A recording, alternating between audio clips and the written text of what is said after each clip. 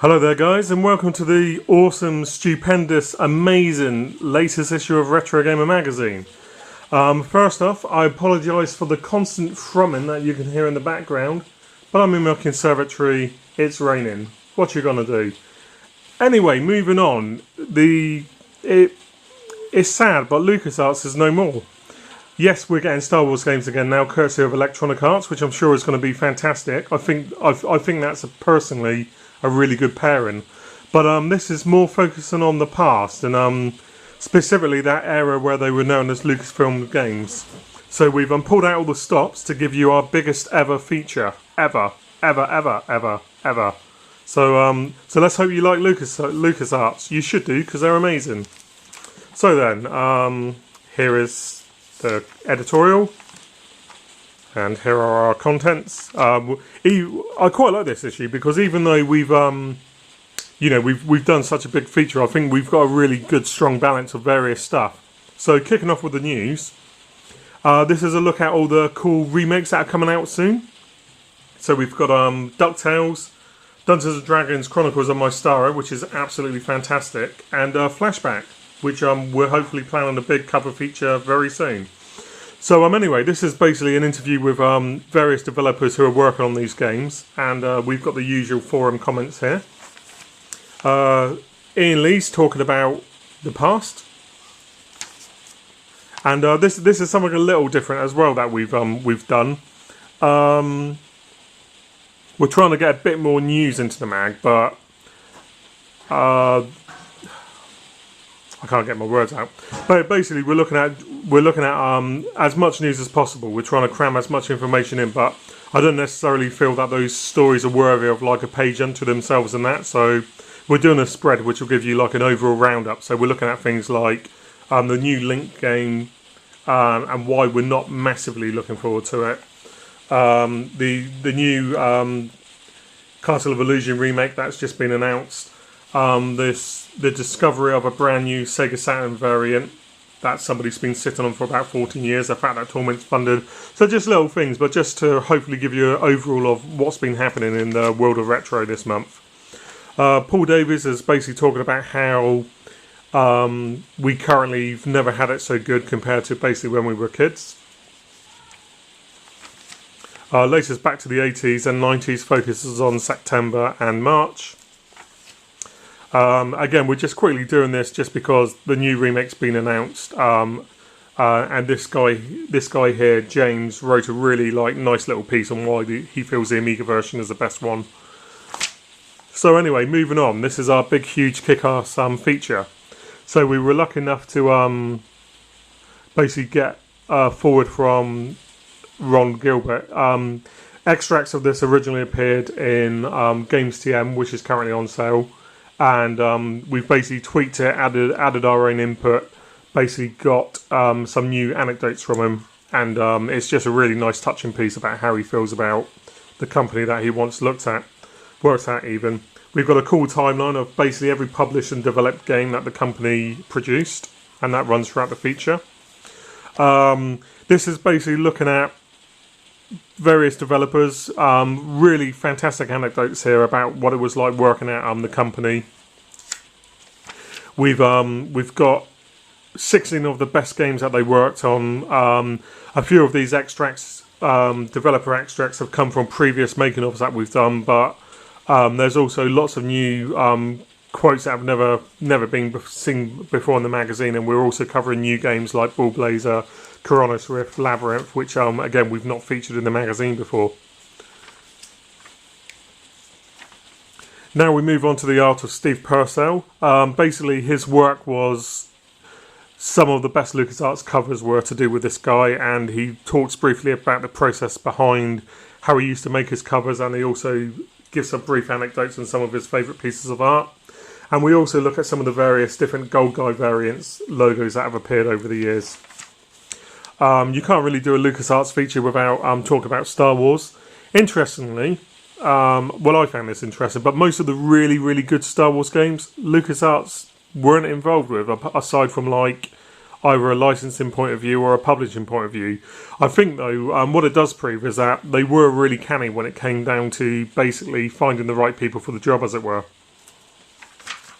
We finish it off with 10 interesting facts about the company that most of you won't know. There's a few there that I was certainly not aware of. Look at all the different logos along the years and some of the key staff, what they did and where they currently are. And finally, there's an interview with Peter McConnell, who's been involved in most of their music during the mid-90s to early 2000. So, pretty epic feature. I'm really pleased with the way it's turned out. It did require a lot of work to put together, but we had a lot of freelancers helping us out just with contacts and everything else. So thanks to everybody, including people like Ron Gilbert and Darren Stinnett, who kindly gave up some of their time to help us. So anyway, moving on. Making of NBA Jam. It's 20 years old this year. It's a fantastic sports game. And even if you don't like NBA, you know, you couldn't fail to love this because they've done such a good job with it. We were lucky enough to speak to Steve Ferber about the creation of the BBC Micro, which he worked on for the BBC.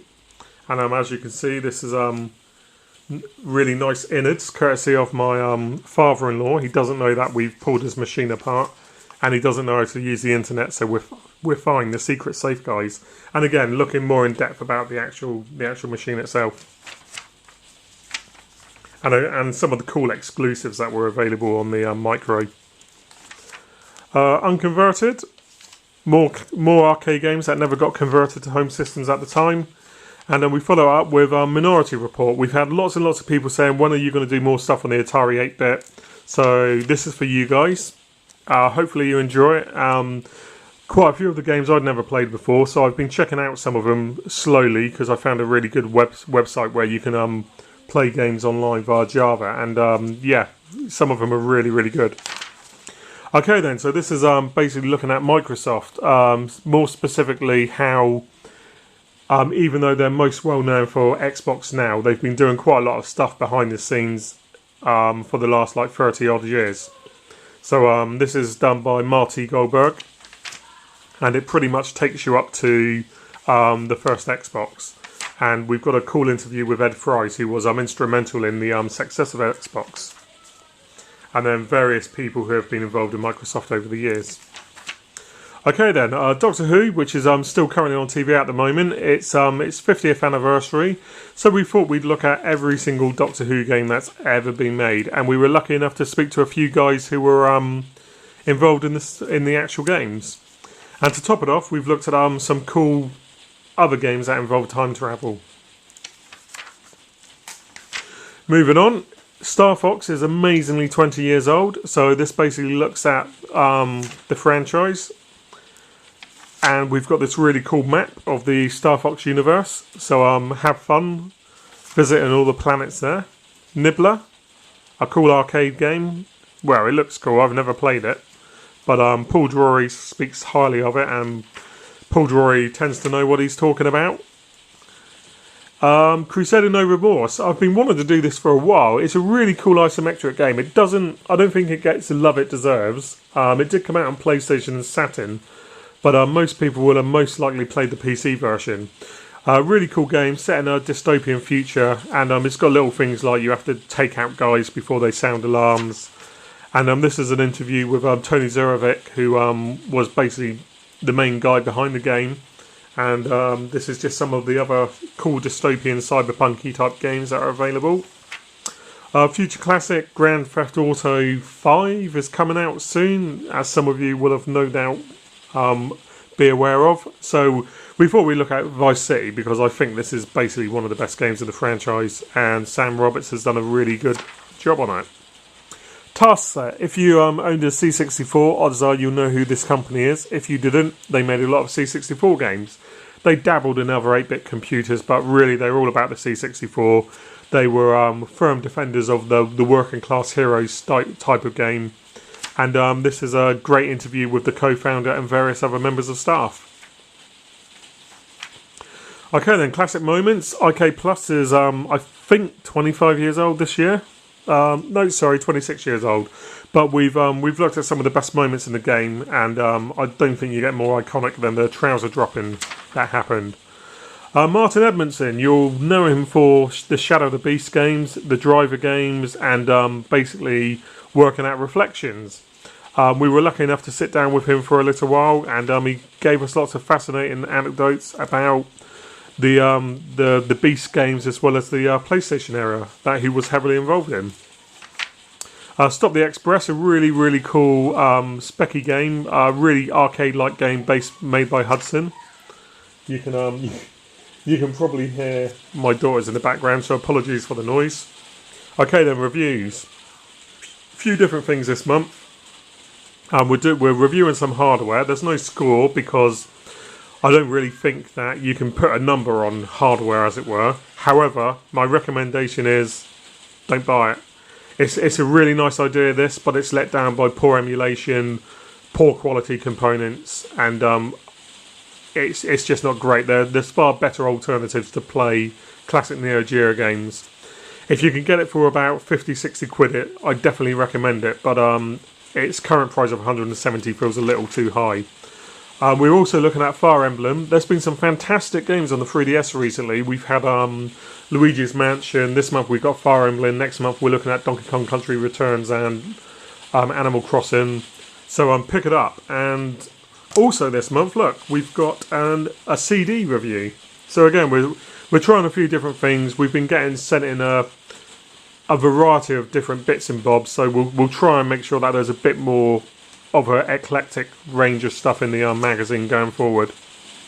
This is the lowest reviewed game we've ever done, Double Dragon 2 Wander of the Dragons. It's absolutely horrendous. Moving on to Homebrew, we've got this cool specky clone of Gem Chaser, and interestingly, there's also an Xbox version that's available on Xbox Live, and we managed to speak to the guy behind the excellent Chrono Blast, which is a really good shooter that we reviewed last issue. Some of the other covers, because I know you like looking at those. And next month, we have got the 35th anniversary of Space Invaders, a collector's guide of the Sega Master System, 30 years of Capcom, so we're looking at 30 of their best games. We got a making of Thief and a making of Lost Vikings.